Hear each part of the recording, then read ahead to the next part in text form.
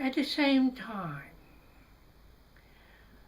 I also, for the weekend, working in a Chinese restaurant at the bouncer in London. That is a very rough area. In the evening, about 11:45, all in a sudden, filled up. All the people rushing in the restaurant. But they are rough. They are fighting. And the guy employed me before, helping him as a waiter, he said, Michael, you can't have a job as a bouncer. Make some money. Just stop the people fighting. But anyway, I got that job. Every evening I have to deal with the fighting. Then he said, you're a good boy. You are educated and you have ability. Why don't you look for a restaurant for me? I finance the new restaurant. You are managing it. I give you bonus, commission. Oh, to me, very excited. Probably that is another turning point, helping me. If I can get a restaurant for him, financially I will be more happy because daytime I'm making £500. £500 a year. This is the wage that I make from the hospital. Then I said, oh, to improve my life standard, this is the chance now. I got a nice little restaurant in Eltham, South London. And I told the guy to look at the shop. And he looked at it, he said, it's a nice town, very rough, but the restaurant is too small. I don't like it.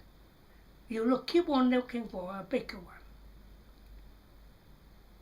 Well, to me, I said to myself, why don't I do it? I do it myself. But how can I do it myself? I just came back from Hong Kong with the £500 a year wages. What about the finance to do up the restaurant, everything? So I decided, try my luck. So I went to the bank in Eltham, the National Westminster Bank, talked to the old manager called Mr. Lever. I remember his name. I said, Mr. Lever, can I borrow about £2,000? Oh, what for? I think I like to start a restaurant in Eltham. He said, wait a minute. You've been doing restaurant before? I said, only part-time, helping people. But I think it's a good opportunity. But he said, do you have any money yourself? I said, well, I do have a bank account in Holloway, not the National Westminster Bank. So he called the manager there. And he said, Michael, you got £35 in the bank.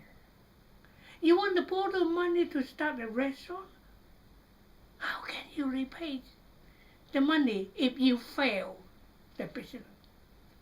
I said, well, I was lying. I make money.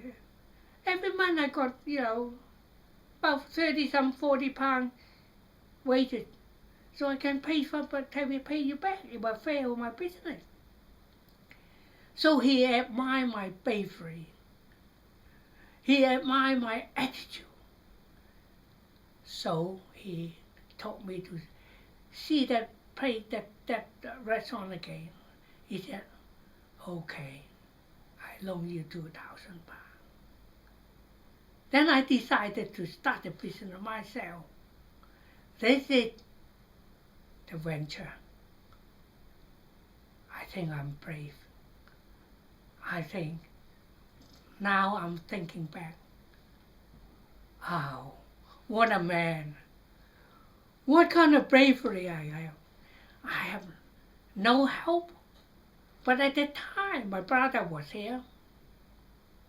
I got him over. My nephew was here, Danny. So I talked to them. They said, oh, we'll help you. I said, you don't help me, you help yourself. Because if I start a business, if the business is good, it's your guys' work, your guys make money, you deserve more share than myself. At the same time, we have another 3 or 4 nephews there, like Brian Shed, he was there. James Lam, he was there. Alan Fong, he was there. They all have a place because that restaurant had 3 stories altogether. Have 5 rooms upstairs. They all live upstairs. They don't have to pay rent. So we have a place to gather together. So with the encouragement from them, and my bravery, my confidence, we started a restaurant in Eldon. Well, this is the beginning of my life changing. We setting up the restaurant with the 2,000 baht. Then I was thinking of what is the name of it. My mom's godson had a noodle shop, very successful noodle shop in Hong Kong, called 3 Yuan, which is 3 yen. Oh, I said, well, to myself, use the name. This is how we decided. It's number 40 High Street or Eltham SC9. The first Chinese restaurant called 3 Yen will be established there. Now, what about doing it up? So I got a builder. So I talked to the builder. Whatever amount you want from me for the work, can I pay you by time? He said, no way. I said, how much?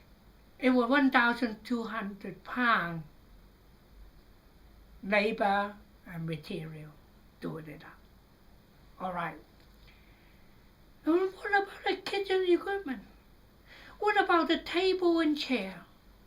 What about upstairs, the bed for the guys, the nephew and niece living there? Bravely, we talked to every company, time to pay for that. So in 1963, December, we decided to open this Chinese restaurant. Okay. So business was good, business fantastic. I have a job. At the same time, Vivien was finished her studying as a midwife and qualified. So we came down to London. So again, she can help a bit in the restaurant. Then all the nephews is everything working in there. So we make it. We make it with 7 months' time. I repaid that £2,000 to the bank. That was fantastic. Then, at the same time, I was thinking of it's about time to get married. As I decided, it's about time. I have a big day to get married. I'm not very well off, but I have a secure job as well as some income from the business. Now let me talk about how I decided, how I met this beautiful, charming, lovely lady. Now her name is Chinese Lau Zhou Wan. Now is the last name. Zhou Wan is her first name. And also she calls herself Vivien now. She is a very respectful, inward, lovely, principled young girl at home. And a bit of a spoiled when she was home. Because her mom had 4 children, and she's the second one. The other 3 are boys. 2 of them already left Hong Kong. And she suddenly told her mom, I'm going to England. Her mom was very surprised. Why? Oh, I'm going to nursing. What? To learn nursing? You know how work is it?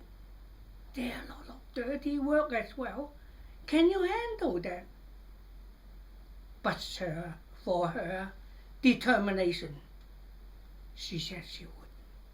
She would tell her father in Panama decided to go for England for training as a nurse. And then she decided to go, and obviously it's a long journey. Hong Kong to England by ship, it takes 30 days. And obviously everybody thought, her family thought if she would be very lonely, but it was lucky there a number of young girls also go to England for nursing and other study, and they make friends. And one of the best friends, particularly, is called Cecilia Yan. And it happened, Cecilia told her she also went to the same hospital in South London. Wow, fantastic. And after arrival in London, study training in South London Hospital, it turned out Cecilia also her roommate. What a surprise. Cecilia had a boyfriend called John Lee, and it turned out John Lee is my flatmate. And obviously Cecilia, whenever her day off, always visited John Lee. She persuaded Vivien to take a trip to visit Johnny, and Vivien eventually agreed And that is the time when they went to see Johnny, and I've been introduced to her. This is how I met her. But she is a very, very private person. I don't think she likes to make boyfriend because she decided studying is where she want to come from, and not making a boyfriend. So obviously for a year or so, we're just only a very casual friend. Gradually, and almost on my finished study, we get on quite well. We've been dating quite frequently. And obviously, by the time I finished, I got my diploma and I got my job, and I decided to go back to Hong Kong. At that time, I proposed to her. I said, well, we got on so well, we fell in love. How about we engage? But hopefully, I work in Hong Kong, and hopefully after you training a nurse, as a nurse, and then further education for midwife, and you go back to Hong Kong to join me. That is my plan. But obviously, that plan doesn't work out. So I've been having contact with her by writing. At that time, no telephone call, impossible, too expensive. So for that 9 or 10 months, I probably have written to her, believe me, at least about 100 letters. She only recently found out and reread all my letters, and he told me the number. Suddenly, 50 years gone after we married, and last year, 2014, October beginning, we have 50-year marriage, and that was a great day, golden anniversary. So we have a big celebration with all the friends from Costa Rica, England, particularly my wonderful daughter, arranged all this event. It's a very happy event.